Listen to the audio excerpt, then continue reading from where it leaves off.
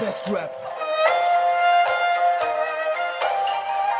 Eski günlere merhaba dostlar, sevenlerimize saygılar buradan. Eski günlere merhaba dostlar, sevenlerimize saygılar buradan. Şimdi aklımda tek bir soru var, ben yanarken o gülüyor mu dostlar? Elinin tersiyle itti aşkımı, beni yıkıp geçti, yüreğim sızlar. Gözümün içine bakıp da söylüyordu, sensiz bu kalp atmasın diyordu. Velhasıl aradan yıllar geçti, elinde bir bebekle gidiyordu. Sen yüreğine kurban oldum, beni öldürmek için esiniyor mu? Unut diyorum da aklım ermiyor, nasıl oldu da başka birine gitti? Gözümde koyduğun o minik yüreği şimdi bir başkası sahiplendi. Çıldırmamak elde mi lan söyle, seni severken böyle delicesine. Yaşamak nefes almak gözümde yok, bir seni bir de yavrumu istedim. Kaderim işte bu, alnıma yazılmış, tekrar düzeltemedim, silemedim. Şimdi kullandığım maddelerin zararı varmış, gülün be dostlar. Benim en kötü alışkanlığımdın, bir ömrü bitirdin, bunu ne yapalım? Hadi beni bırak, öldü bitti gitti.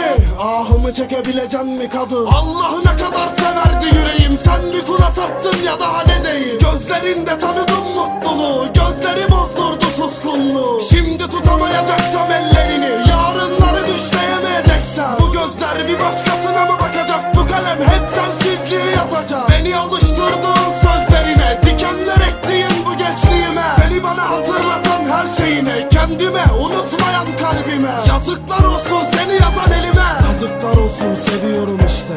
Bitti demişsin, yazmasın artık demişsin. Ben unuttum, o da unutsun demişsin.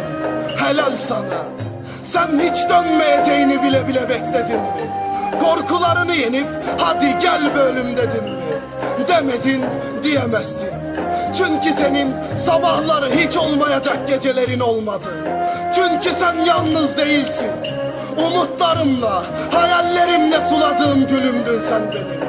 Yine de sen kokacaksa güller, güllere de yazıklar olsun sevdiğim. Güllere de yazıklar olsun.